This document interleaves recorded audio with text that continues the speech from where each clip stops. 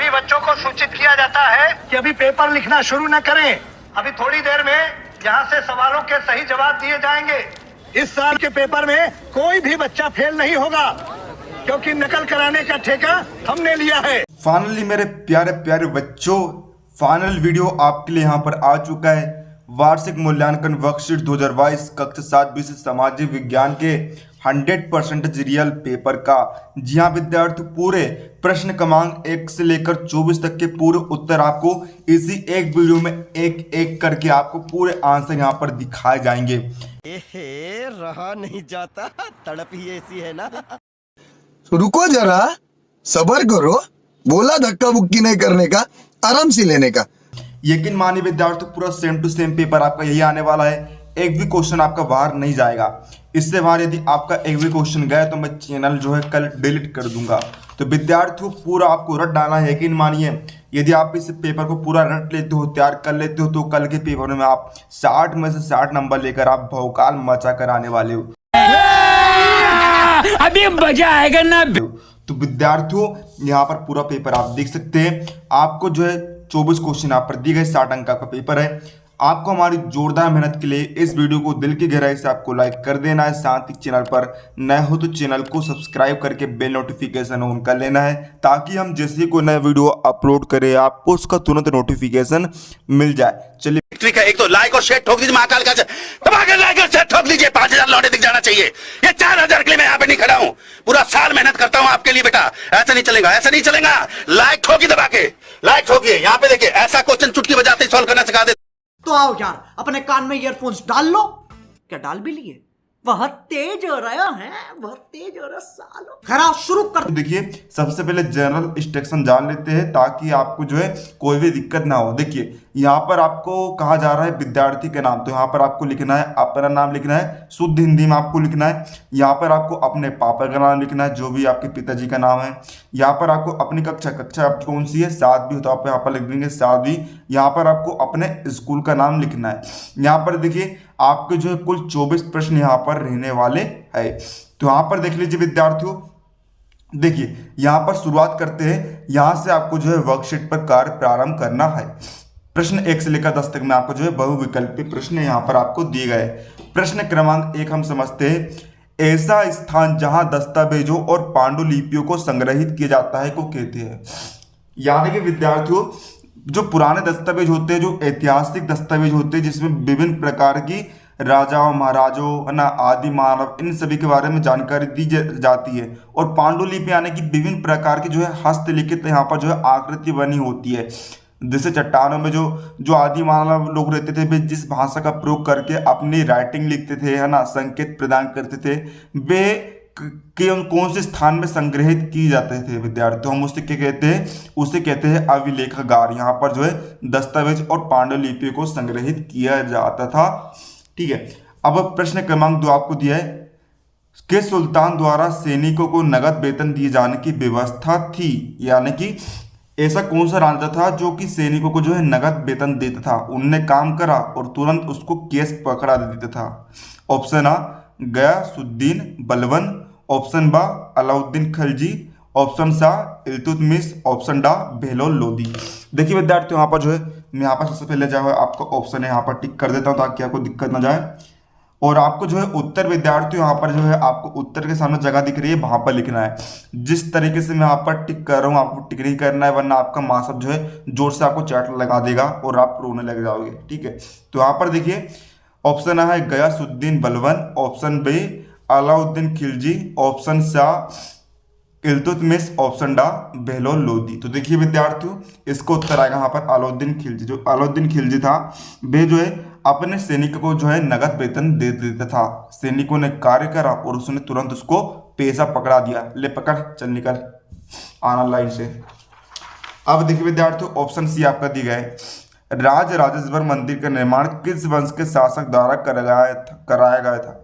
ठीक है, तो देखिए विद्यार्थी, एक मंदिर का नाम क्या है, राजा राजेश्वर। ठीक है, तो इससे अर्थ क्या निकलता है, उसका नाम भी क्या होगा, राजा कुछ नाम होगा। ठीक है, तो उसका निर्माण विद्यार्थियों किस वंश के शासक द्वारा कराया था। ऑप्शन आ चालुक्य वंश, ऑप्शन वा चंदेल वंश, ऑप्शन सा चौहान वंश, ऑप्शन डा चोल वंश। तो उसको उत्तर आएगा ऑप्शन डी।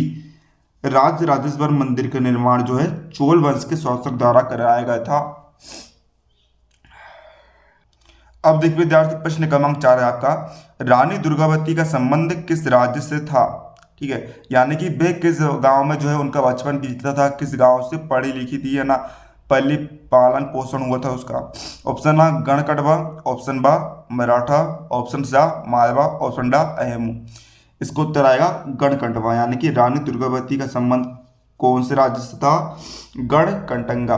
अब देखिए राज्य तो जो है आपका वर्तमान में तो हम राज्य कहते हैं ना, अलग अलग राज्य है आपके, 29 राज्य है, लेकिन ऐतिहासिक समय में जो है इस तरीके से राज्य बनते थे। ठीक है, इनके नाम जो है अलग अलग थे और कुछ डिफरेंट तरीके से वहाँ पर जो है राज्य का निर्माण होता था। वहाँ पर राज्य उसे कहा जाता था जहाँ पर जिस राजा का शासन हो। ठीक है, और कई सारे राज्य थे, अभी तो वर्तमान में 29 राज्य है, कई सारे राज्यों को संगठित कर लिया गया है। एक है ना वल्लभ भाई पटेल ने जो है अनेक राज्य को एक राज्य में मिलाने का काम किया है, जिससे उनका दिल से धन्यवाद। और पहले जो है बहुत सारे राज्य, कम से कम 500 से अधिक राज्य हुआ करते थे और 500 से ज़्यादा राजा जो है किया करते थे। अब प्रश्न 5वां में दिया है, सेलों की परतों में दबे मृत पौधों एवं जंतुओं के अवशेषों को क्या कहते हैं? ठीक है, देखिए जो होता क्या विद्यार्थियों, सेलों की परत यानी कि जो आपने जो मिट्टी देखा है, मिट्टी के अंदर जो है कई सारे जो है वो देखिए हुआ कहता था विद्यार्थियों, बहुत पुराने जमाने में जब यहाँ पर संसार खत्म होता था, यानी कि कई सारे जो है जानवर मर जाते थे, डायनासोर का जमाना हुआ करता था। तो डायनासोर के जमाने में जो है विद्यार्थियों क्या होता था, डायनासोर जो है इनको खाकर फेंक देता था, है ना। कई बार जो है प्राकृतिक आपदा से पौधों जंतु की मौत हो जाती थी, तो वे जो है मिट्टी में दब गए और मिट्टी में दबकर विद्यार्थियों पे जो है खनिज में परिवर्तित हो गए, जो कि खनिज में परिवर्तित होकर विद्यार्थियों में जो है अभी पेट्रोल डीजल, इनके जो आप पेट्रोल डीजल देखते हो विद्यार्थियों, पेट्रोल डीजल में ही जो है आपके जंतुओं और पौधों के अवशेष होते हैं। लगभग करोड़ों वर्षों पूर्व के जो है जंतुओं और पौधों के अवशेष जो है अभी के पेट्रोल और डीजल में आपको देखने को मिल जाते हैं। तो विद्यार्थियों उसे हम क्या कहते हैं? उसे कहते हैं हम खनिज। ऑप्शन नंबर ड। आपको समझा इसलिए रहा हूं ताकि आप जो है इजीली आप इसे समझ सककर याद कर सके, आपको रटने की आवश्यकता ना पड़े। बाकी ऐसे समझाने वाला तो कोई नहीं है, सिर्फ आपको जो है सभी लोग रटवाते हैं। प्रश्न क्रमांक 6 आपको दिया है, काई एवं लाइकेन वनस्पति किस क्षेत्र में पाई जाती है? काई आपने देखा होगा, कई बार आप तालाब जाते होंगे, कई बार आप जो है पानी वाली सतह पर देखते होंगे विद्यार्थियों, हरी हरी से जो है काई जम जाती है ना। तो ऐसी जो वनस्पति है किस क्षेत्र में पाई जाती है? ऑप्शन ए रेगिस्तानी क्षेत्रों में, ऑप्शन बी उष्ण कटिबंधीय क्षेत्रों में, ऑप्शन सी ध्रुवीय प्रदेशों में, ऑप्शन डी भूमध्य सागरीय क्षेत्रों में। तो उसको उत्तर आएगा ऑप्शन सी ध्रुवीय प्रदेशों में। प्रश्न क्रमांक 7 विद्यार्थियों, गंगा नदी की सहायक नदी नहीं है। देखिए समझिएगा क्वेश्चन को, क्या कह रहा है? गंगा नदी की सहायक नदी नहीं है। ऑप्शन है Ghaghara, option B Chambal, option C Son, option D Tapti. तो देखिए विद्यार्थियों इसका उत्तर आएगा ऑप्शन ए। घाघरा जो है गंगा नदी की सहायक नदी नहीं है, बाकी चंबल भी सहायक नदी है, सोन भी सहायक नदी है और ताप्ती भी सहायक नदी है। प्रश्न क्रमांक 8 हमें दिया है, यहाँ पर क्या पूछ रहा है? सार्वभौमिक वयस्क मताधिकार का अर्थ है। ठीक है, तो यहाँ पर जो हमें सार्वभौमिक वयस्क मताधिकार का अर्थ बताना है। तो विद्यार्थी ऑप्शन दिए गए हैं, ऑप्शन ए सभी वयस्क नागरिकों को वोट देने का अधिकार, ऑप्शन बी सभी वयस्क नागरिकों को शिक्षा देने का अधिकार, ऑप्शन सी सभी वयस्क नागरिकों को आवास का अधिकार, ऑप्शन डी सभी वयस्क नागरिकों को स्वतंत्रता का अधिकार। तो देखिए नाम से स्पष्ट है, सार्वभौमिक यानी कि सभी वयस्क नागरिकों को, है ना, मताधिकार यानी कि मत देने का अधिकार यानी कि वोट देने का अधिकार, यानी कि ऑप्शन नंबर ए करेक्ट हो जाएगा। सभी वयस्क नागरिकों को वोट देने का अधिकार है। वयस्क यानी कि वे व्यक्ति जो कि 18 वर्ष से ऊपर की उम्र का हो चुका हो, भारत का नागरिक कहलाता हो। ठीक है, तो अभी भारत में जो है सभी 18 वर्ष से ऊपर के नागरिकों को जो है वोट देने का अधिकार प्राप्त है। कोई भी जो व्यक्ति जो है 18 वर्ष से ऊपर का हो गया है तो वह अपना वोटर कार्ड बनवाकर वोट दे सकता है, अपने जो है प्रतिनिधि को वह चुन सकता है। प्रश्न क्रमांक 9 है, विधायक का चुनाव किसके द्वारा होता है? विधायक कौन है? देखिए सीएम यानी कि जो मुख्यमंत्री होता है, जैसे हमारे राज्य के मुख्यमंत्री है श्री शिवराज सिंह चौहान। ठीक है, इनका इनका चुनाव किसने करा? मुख्यमंत्री का चुनाव तो जो है विधायक लोग करते हैं, ठीक है। जो विधायक लोग जीत जाते हैं वही जो लोग जो है यहाँ पर संसद में बैठकर जो है विधानसभा में बैठकर जो है मुख्यमंत्री का चुनाव करते हैं। लेकिन विधायक का चुनाव कौन करता है? विधायक का चुनाव करती है जनता। जनता जो है वोट देती है और वोट देकर जो है अपने विधायक को चुन लेती है। क्वेश्चन थे विद्यार्थियों हमारा, इलेक्ट्रॉनिक मीडिया के अंतर्गत आता है। तो विद्यार्थियों इलेक्ट्रॉनिक मीडिया के अंतर्गत क्या आता है? विद्यार्थियों टेलीविजन यहाँ पर आता है। तो आइए विद्यार्थियों हम देखते हैं लघुत्तरीय प्रश्न आपको दी गए प्रश्न क्रमांक 11 से लेकर 20 तक में प्रत्येक प्रश्न आपका 3 अंक का रहने वाला है। तो देखिए प्रश्न क्रमांक 11 को दिया है, बिल्कुल एक एक क्वेश्चन को विद्यार्थियों आपको रट लेना है, एक भी क्वेश्चन को आपको नहीं छोड़ना है। प्रश्न 11 है, पांडुलिपियों के उपयोग में इतिहासकारों के सामने कौन कौन सी समस्याएं आई? तो उसका उत्तर है पांडुलिपियों के उपयोग में इतिहासकारों के सामने निम्न समस्याएं आती है। पहला, कई बार पांडुलिपियों की लिखावट को समझने में दिक्कत आती है। दूसरा, आज हमें लेखक की मूल पांडुलिपि साधक ही कहीं मिलती है। तीसरा, मूल पांडुलिपि की नई प्रतिलिपि बनाते समय लिपिक छोटे मोटे फेरबदल करते चलते थे, कहीं कोई शब्द कहीं कोई वाक्य, सदी दर सदी प्रतिलिपियों की भी प्रतिलिपि बनती रही और अंततः एक ही मूल ग्रंथ की भिन्न भिन्न प्रतिलिपियां एक दूसरे से बहुत अलग हो गई।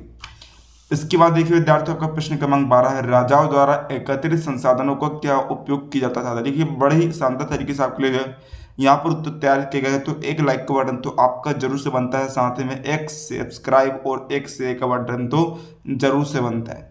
तो उसका उत्तर आप लिखेंगे, राजाओं द्वारा एकत्रित संसाधन राजा की व्यवस्था का वित्तीय आधार बनते थे, साथ ही मंदिरों और दुर्गों के निर्माण में भी इस्तेमाल होते थे। प्रश्न क्रमांक 13 है, मान शब्दार से क्या आशय है? लिखिए। तो इसका उत्तर है, मन शब्दार से उस व्यक्ति को कहते थे जिसकी मनसब निर्धारित की गई होती थी। सिद्धांतरू समस्त मनसबदारों की नियुक्ति बादशाह द्वारा होती थी। प्रायः मुगलों की सैनिक भर्ती अथवा वंश के आधार पर ही की जाती थी। योग्यता के लिए कोई विशेष स्थान नहीं था। उच्च वंशी न होने पर व्यक्ति के राज्य की सेवा में प्रवेश के अवसर सीमित थे। अब प्रश्न क्रमांक 14 है, सिखों द्वारा स्थापित राग की व्यवस्था किससे संबंधित थी? तो इसको उत्तर आप लिखेंगे, यह प्रणाली उपज के 20% के, है ना, क्या लिखेंगे आप? यह प्रणाली उपज के 20% के कर भुगतान पर काश्तकारों को सुरक्षा प्रदान करने के लिए शुरू की गई थी। तो ये पूरे विद्यार्थियों को उत्तर एक तरफ से यहाँ पर दी जा रहे हैं।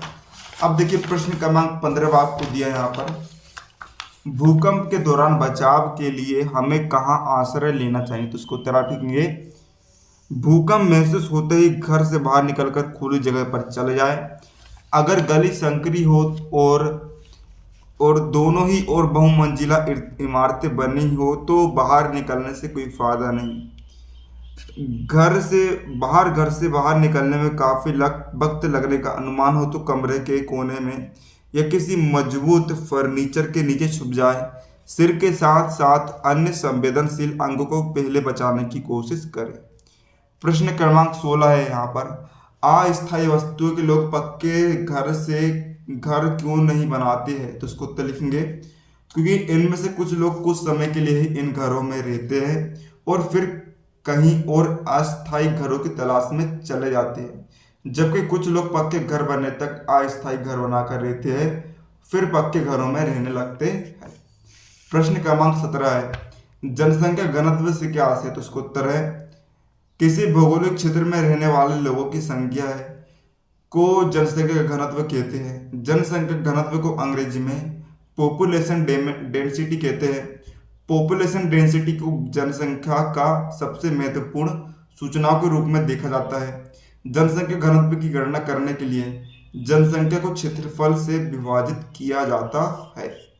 अब देखिए प्रश्न क्रमांक 18 है आपका, प्राथमिक स्वास्थ्य केंद्र किसे कहा जाता है? तो इसको उत्तर लिखेंगे, प्राथमिक स्वास्थ्य केंद्र PHC, जिसे कभी कभी सार्वजनिक स्वास्थ्य केंद्र का अनिवार्य रूप से एकल चिकित्सक क्लिनिक है, जिनमें आमतौर पर छोटी सर्जरी की सुविधा होती है। वे भारत में सरकार द्वारा वित्त पोषित सार्वजनिक स्वास्थ्य प्रणाली का हिस्सा है और इस प्रणाली की सबसे बुनियादी इकाइयां है। प्रश्न क्रमांक 19 यहाँ पर, रूढ़िवादी धारणाएं महिलाओं के जीवन को कैसे प्रभावित करती है? इसको तो लिखेंगे रूढ़िवादी विचार से महिलाओं के बारे में परिचित रूढ़िवादी धारणा है कि वे क्या कर सकती है और क्या नहीं। उनके समानता के अधिकार निम्न रूप में प्रभावित करती है।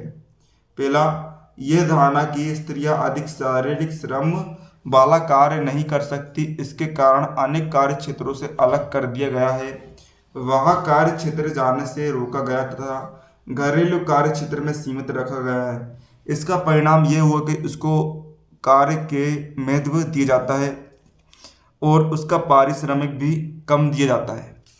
यही नहीं, घरेलू कार्य करने वाले नौकरों के साथ अपमानजनक व्यवहार किया जाता है। दूसरा पॉइंट, एक धारणा यह है कि लड़कियों और महिलाएं तकनीकी कार्य करने में सक्षम नहीं है। इस रूढ़िवादी धारणा का परिणाम यह हुआ बहुत सी लड़कियों को डॉक्टर व इंजीनियर बनने के लिए अध्ययन करने और प्रशिक्षण लेने के लिए सहयोग नहीं मिल पाता जो लड़कों को मिलता है। अब ये देखिए आपका प्रश्न क्रमांक 20वां है, मताधिकार से समानता की भावना कैसे विकसित होती है? तो इसको उत्तर लिखेंगे सार्वभौमिक वयस्क मताधिकार का विचार समानता के विचार पर आधारित है, क्योंकि यह घोषित करता है कि देश का हर वयस्क स्त्री पुरुष, चाहे उसका आर्थिक स्तर या जाति कुछ भी हो, एक वोट का अधिकार है। वोट देने के लिए बहुत उत्सुक है और ये देखकर बहुत खुश है कि वह अन्य सबके बराबर है, क्योंकि उनके सबके पास भी एक वोट है। प्रत्येक प्रश्न आपका 5 अंक रहने वाला है 21 से लेकर 24 तक के दीर्घोत्तरीय प्रश्नों में।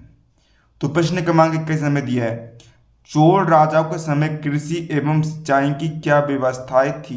तो उसको उत्तर लिखेंगे आर्थिक जीवन का आधार कृषि थी। भूमि का स्वामित्व समाज में सम्मान की बात थी। कृषि के साथ ही पशुपालन का व्यवसाय भी समुन्नत था। चोल देशों ने सिंचाई की सुविधा के लिए कुएं और तालाब खुदवाए और नदियों के प्रवाह को रोककर पत्थर के बांध से घिरे जलाशय डैम बनवाए। करिकाल चोल ने कावेरी नदी पर बांध बनवाया था। राजेंद्र प्रथम ने गंगेकोंड चोलपुरम के समीप एक झील खुदवाई जिसका बांध 16 मीटर लंबा था। इसको 2 नदियों के जल से भरने की व्यवस्था की गई और सिंचाई के लिए इसका उपयोग करने के लिए पत्थर की प्रणालियां और नहरें बनाई गई। अब देखिए विद्यार्थियों, प्रश्न क्रमांक 22 आपको दिए गए हैं, प्राचीन काल में मंदिरों के आसपास नगरों के विकसित होने के क्या कारण थे? तो उसको उत्तर लिखेंगे मंदिर के कर्ता धर्ता मंदिर के धन को व्यापार एवं साहूकारी में लगाते थे। सनेह समय के साथ बड़ी संख्या में पुरोहित, पुजारी, कामगार, शिल्पी, व्यापारी आदि मंदिर तथा इसके दर्शनार्थियों एवं तीर्थयात्रियों की आवश्यकता को पूरा करने के लिए मंदिर के आसपास बसते गए। यह आपका प्रश्न 21 और 22 का उत्तर हो गया। चलिए बढ़ते हैं प्रश्न क्रमांक 23 की तरफ। प्रश्न क्रमांक 23 और 24 के उत्तर आपके जो है थोड़े से बड़े हैं, लेकिन आपको करना ही पड़ेगा, पूरा याद है। प्रश्न क्रमांक 23 है, नदी द्वारा निर्मित स्थलाकृतियों का वर्णन कीजिए। तो हेडिंग डालेंगे नदी द्वारा निर्मित स्थलाकृतियाँ। तो इसका उत्तर लिखेंगे, हेडिंग डालेंगे अपर्दन द्वारा निर्मित स्थलाकृति। वी आकार की घाटी नदियों द्वारा पर्वतीय घाटों में लंबवत अपर्दन द्वारा निर्मित गहरी संकीर्ण घाटी वी आकार की घाटी कहलाती है। इस घाटी का आकार अंग्रेजी माला में वी अक्षर के समान होता है। दूसरा है जॉर्ज एवं कैनियन। तो उसका आंसर लिखेंगे गोर्ज एवं कैनियन टप्पू आकार की घाटी के ही 2 रूप है। गहरी तथा संकली घाटी को गोर्ज कहते हैं और गोर्ज के विस्तृत रूप को कैनियन कहते हैं। उदाहरण सिंधु गोर्ज, दिहांग गोर्ज, गेंड कैनियन आदि। जलप्रपात एवं छिपरिका। जब किसी स्थान पर नदियों का जल खड़े ढाल के सहारे अत्यधिक वेग से नीचे की ओर गिरता है तो उसे जलप्रपात कहते हैं। प्रपात में ऊंचाई अधिक होती है तथा ढाल खड़ा होता है। छिपरिका की ऊंचाई प्रपात की अपेक्षा कम तथा ढाल सामान्य होता है। उदाहरण एंजल जलप्रपात, नियाग्रा जलप्रपात आदि। अगली हेडिंग डालेंगे जल गर्तिका। जब नदी की तली में जल भंवर के साथ पत्थर के छोटे छोटे टुकड़े तीव्र गति से चक्कर लगाते हुए छोटे छोटे गर्तों का निर्माण करते हैं तो इसे जल गर्तिका कहते हैं। अगली हेडिंग है लास्ट रचनात्मक सोपान। जब नदी के मार्ग में कठोर तथा मुलायम चट्टान की परतें क्रमिक रूप से मिलती है, कठोर चट्टानों की अपेक्षा मुलायम चट्टानों का अपरदन तीव्र गति से होता है। इससे नदी की घाटी के दोनों ओर सोपानाकार सीढ़ियों का निर्माण होता है जिसे संरचनात्मक सोपान कहते हैं। तो ये हो गया आपका प्रश्न क्रमांक 23 का उत्तर। अब लास्ट है आपका प्रश्न क्रमांक 24वां। तो इसमें दिया है हमें सरकार को कर या फिर टैक्स क्यों देना चाहिए। तो इसको तो लिखेंगे करों का भुगतान एक सांप्रदायिक दायित्व माना जाता है।